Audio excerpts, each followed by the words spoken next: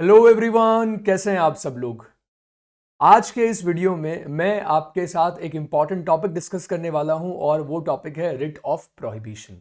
अगर आप सोच रहे हैं कि इस वीडियो की शुरुआत रिट ऑफ प्रोहिबिशन से क्यों हुई है, तो मैं आप लोगों को बता देता हूं कि जो कॉन्स्टिट्यूशन में आप 5 रिट्स पढ़ते हो उसमें से 3 रिट्स को मैं ऑलरेडी कवर कर चुका हूं। Writ of habeas corpus, mandamus, certiorari, ये सारी रिट्स मैंने अपने अलग अलग वीडियोस में कवर की हैं। अगर आपको उन रिट्स के वीडियोस को भी देखना है तो मैं लिंक दे दूंगा इस वीडियो में, आपको आई बटन पे क्लिक करके आप उन रिट्स के सारे वीडियोस को देख सकते हो जहां पे हमने डिटेल में उन 3 रिट्स के बारे में बात की है। और आज के वीडियो में हम बात करने वाले हैं रिट ऑफ प्रोहिबिशन के बारे में। So article 32 and article 226।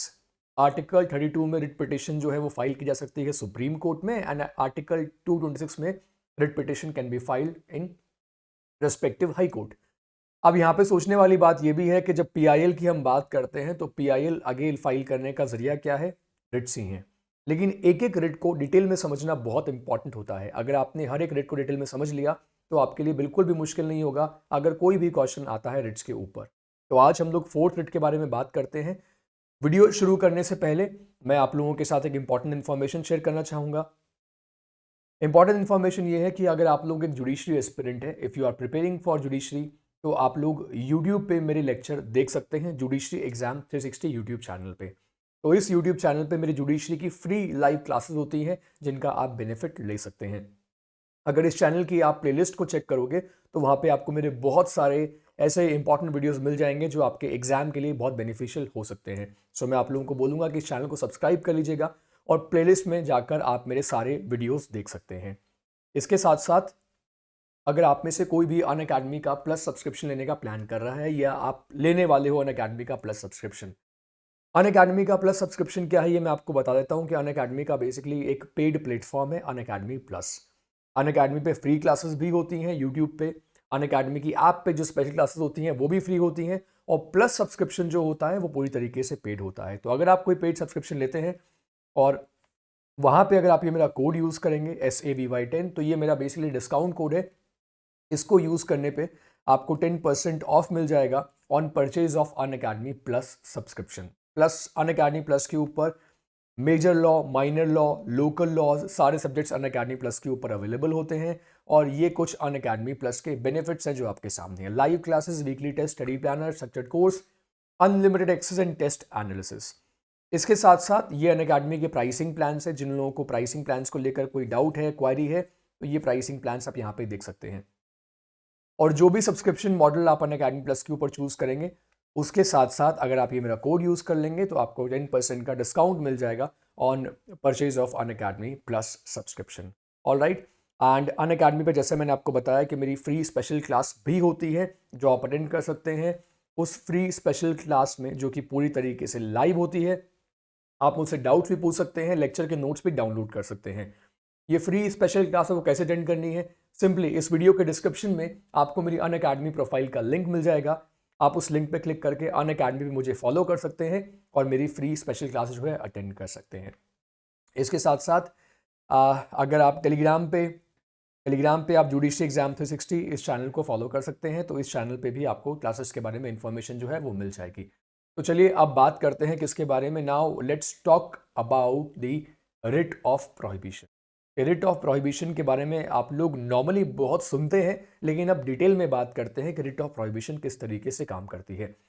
सबसे पहले आपको बताना चाहूंगा कि रिट ऑफ प्रोहिबिशन क्या है। एक एक्स्ट्रा ऑर्डिनरी प्रेरोगेटिव रिट है। यहाँ प्रेरोगेटिव का मतलब एक एक्सक्लूसिव राइट है। एक्सक्लूसिव राइट है and this is of A preventive nature. ये रिट जो है अपने आप में एक प्रिवेंटिव नेचर की रिट है। अब ये कैसे प्रिवेंटिव नेचर की रिट है इस बात को भी हमें समझना है। तो इसको समझाने के लिए मैं आपको ये बताना चाहूंगा कि हमें दो रिट्स को कंपेयर करना होगा। एक रिट है रिट ऑफ सर्शोरेराय और दूसरी रिट है रिट ऑफ प्रोहिबिशन। अगर आपने मेरी रिट ऑफ सर्शोराई के ऊपर जो मैंने वीडियो बनाया था, अगर आपने नहीं देखा है तो मैं आई बटन पे लिंक दे दूंगा, वहां पे आप क्लिक करके उस वीडियो को देखना ताकि आपको बाकी रिट्स के बारे में भी प्रॉपर अंडरस्टैंडिंग आ जाए। अगर आपने रिट ऑफ सर्शोराई को पहले पढ़ा है तो वहां पे हम ये पढ़ते हैं जिसको लोग सर्टियोरेरी भी कहते हैं, कुछ लोग सर्टियोरेरी कहते हैं इसको। यहाँ प्रोनाउंसिएशन जो है वो डिफर कर सकता है। तो उस रिट में हम क्या बात करते हैं, हम ये बात करते हैं कि किसी भी अगर सबॉर्डिनेट कोर्ट का कोई ऑर्डर है उसको कोर्ट क्या कर देगा, उसको हाई कोर्ट या सुप्रीम कोर्ट क्या कर देगा, क्वैश कर देगा, सेट असाइड कर देगा। लेकिन वहां पे देखने वाली बात ये होती है कि वहां पे बेसिकली ऑर्डर जो है वो आ चुका है, ऑलरेडी जो है वो ऑर्डर आ चुका है। रिट ऑफ प्रोहिबिशन एक प्रिवेंटिव नेचर की रिट है। तो प्रिवेंटिव नेचर की रिट कैसे है कि जब कोई मैटर डिस्पोज ऑफ नहीं हुआ है तो उस मैटर के डिस्पोजल से पहले ही कोर्ट क्या बोल दे, सुप्रीम कोर्ट क्या बोल दे या हाई कोर्ट क्या कर सकता है, यहां पे सुप्रीम कोर्ट या हाई कोर्ट उस पर्टिकुलर सबॉर्डिनेट कोर्ट को या ट्रिब्यूनल को भी प्रोहिबिट कर देगा कि आप उस मैटर को एंटरटेन नहीं कर सकते, किसी भी पर्टिकुलर मैटर को एंटरटेन नहीं कर सकते। और ये वो मैटर है जो किसी पर्टिकुलर कोर्ट या ट्रिब्यूनल में अभी पेंडिंग है। अगर डिस्पोज ऑफ हो गया तो रिट ऑफ सर्शोरेराय हमारे पास एक ऑप्शन है, उसके बारे में हमने अलग से डिस्कशन कर रखा है। यहां पे मैटर अभी डिसाइड नहीं हुआ है तो इसलिए बोला गया है कि ये एक प्रिवेंटिव नेचर की रिट है। रिट ऑफ प्रोहिबिशन जो है ये एक प्रिवेंटिव नेचर की रिट है and this writ basically prevents, इसको प्रिवेंट करती है कोर्ट को, ट्रिब्यूनल को, क्वासी जुडिशियल अथॉरिटीज को एंड ऑफिसर्स और पर्संस एक्सरसाइजिंग जुडिशियल और क्वासी जुडिशियल पावर्स। तो वो लोग जो जुडिशियल या क्वासी जुडिशियल पावर्स को एक्सरसाइज करते हैं उन्हें रोक देना, उन्हें बोल देना कि हाँ आप इस पर्टिकुलर मैटर के ऊपर अपना कोई ऑर्डर आपको पास करने की अथॉरिटी नहीं है, उनको रेस्ट्रिक्ट कर देना, यह है रिट ऑफ प्रोहिबिशन। तो अगर मैं इसका एक सिंपल सा एग्जांपल लूं कि अगर कोई एक मैटर है जो किसी पर्टिकुलर कोर्ट में पेंडिंग है और फिर रिट ऑफ प्रोहिबिशन जो है वो फाइल कर दी गई है हाई कोर्ट में या सुप्रीम कोर्ट में, तो हाई कोर्ट या सुप्रीम कोर्ट क्या कर देगा, यहाँ पे उस पर्टिकुलर कोर्ट को प्रोहिबिट कर देगा। ठीक है, ये बात समझ में आ गई आपको। अब यहाँ पे एक बात और भी समझने वाली है कि रिट ऑफ प्रोहिबिशन को एंड सर्शोरेराय, इन दोनों रिट्स को एक साथ भी कोर्ट यूज कर सकता है। एक साथ कैसे यूज कर सकता है कि जो मैटर या जो पॉइंट, एक पर्टिकुलर पॉइंट है जिसके ऊपर किसी पर्टिकुलर कोर्ट ने अपना जजमेंट दे दिया है तो उसको तो कर देगा क्वैश्ड, गेटिंग माय पॉइंट, उसको सेट असाइड कर देगा हाई कोर्ट या सुप्रीम कोर्ट। और वो पॉइंट्स जिनके ऊपर ऑर्डर आना है, अभी जजमेंट आना है, उससे रोक दिया। तो रोकना, प्रिवेंट करना रिट ऑफ प्रोहिबिशन है और करेक्ट करना क्या है, रिट ऑफ सर्शोरेराय में कवर होता है। Getting my point. मैं जानता हूं कि डिफरेंस समझना बहुत इंपॉर्टेंट है इन दो रिट्स का, इसलिए मैं आपको यहां पे डिफरेंस समझा के चल रहा हूं। आगे देखिए इस रिट का स्कोप क्या है। So what is the scope of the writ of prohibition? A writ of prohibition is a judicial writ and it can be issued against a judicial और quasi judicial authority, उनके against में इसे issue किया जा सकता है। तो यहाँ पे क्वासी जुडिशियल अथॉरिटी क्या हो सकती है, यहाँ पे आप ट्रिब्यूनल्स का एग्जाम्पल ले सकते हैं। The principle underlying the writ of prohibition is that prevention is better than cure, क्योंकि क्योर किस में करेंगे, क्योर करेंगे रिट ऑफ सर्शोरेराय में, और रिट ऑफ प्रोहिबिशन में क्या करेंगे, प्रिवेंट करेंगे। अब बात करते हैं इस रिट के नेचर के बारे में। तो ये जो रिट ऑफ प्रोहिबिशन है ये रिट भी क्या है, प्रेरोगेटिव रिट है, और दूसरी तरफ ये क्या है, डिस्क्रिशनरी इन नेचर है। जब हम बात कर रहे हैं यहाँ पे डिस्क्रिशनरी इन नेचर, इसका मतलब मैंडेटरी नहीं है, ये आपका राइट नहीं है कि रिट पिटिशन फाइल करी और कोर्ट को ये कहा कि रिट ऑफ प्रोहिबिशन इशू कर दीजिए क्योंकि ये हमारा राइट है। ये कोर्ट डिसाइड करेगा, ठीक है। और कोर्ट कौन सा, आइदर हाई कोर्ट डिसाइड करेगा या सुप्रीम कोर्ट डिसाइड करेगा कि इस रिट को इशू करना चाहिए या इशू नहीं करना चाहिए। तो यहां पे हाई कोर्ट या सुप्रीम कोर्ट का डिस्क्रिशन एप्लीकेबल होता है। और इसके ग्राउंड्स क्या है, अब ये देखिए ग्राउंड्स है। सबसे पहले अगर किसी सबऑर्डिनेट कोर्ट ने अपने जुरिस्डिक्शन से बियॉन्ड जाके काम किया है, तो यहां पे आ गया देखिए एक्सेस ऑफ जुरिस्डिक्शन या एब्सेंस ऑफ जुरिस्डिक्शन है।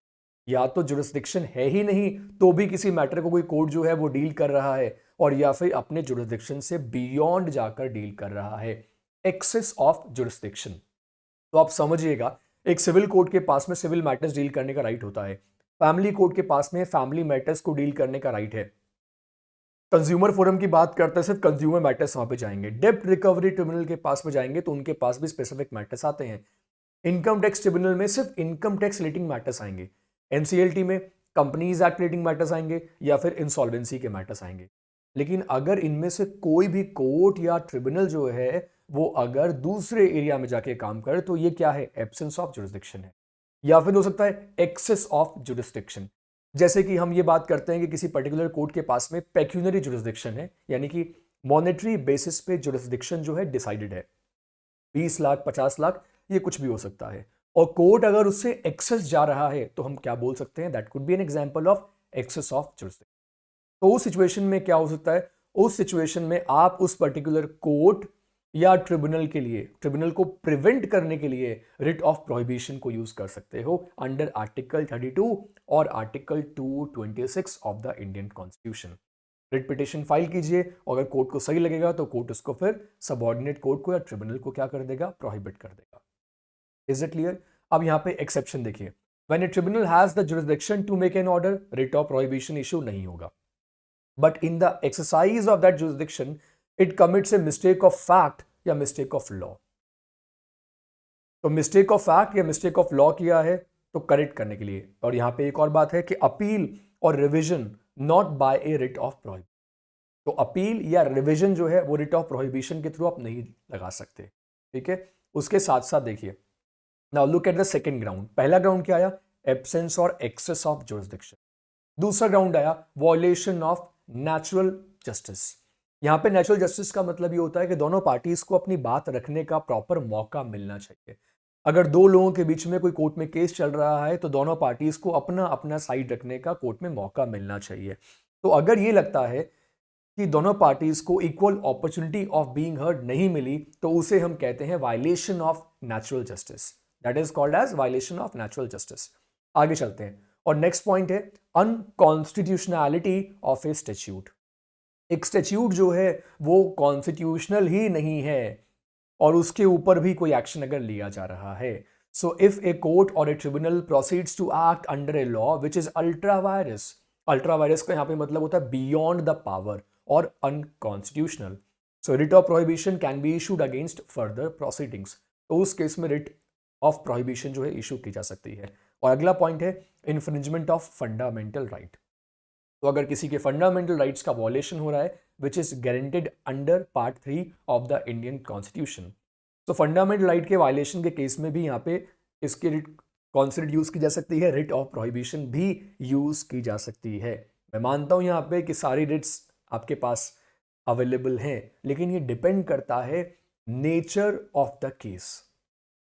तो जैसे फैक्ट्स होते हैं किसी केस के, उसके अकॉर्डिंग ही उसमें रेमेडी मिलती है, उसके अकॉर्डिंग ही उसमें रेमेडी मिलती है। रिट ऑफ हेबियस कॉर्पस के अपने अलग ग्राउंड्स है, मेंडेमस के अपने अलग ग्राउंड्स है, उसी तरीके से प्रोहिबिशन का अपना अलग ग्राउंड है, क्यू वारंटो का अपना अलग ग्राउंड है।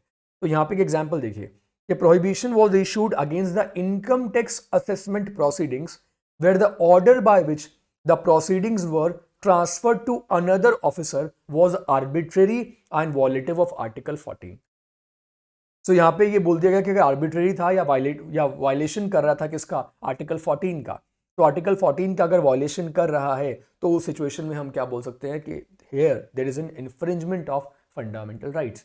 और उस केस में क्या कर सकते हैं, अब उस केस में इनकम टैक्स ट्रिब्यूनल के अगेंस्ट में जा सकते हैं, रिट ऑफ प्रोहिबिशन की डिमांड कर सकते हैं। रिट ऑफ प्रोहिबिशन के लिए कौन अप्लाई कर सकता है, so an application for prohibition can be brought not only by the aggrieved party but also by a stranger.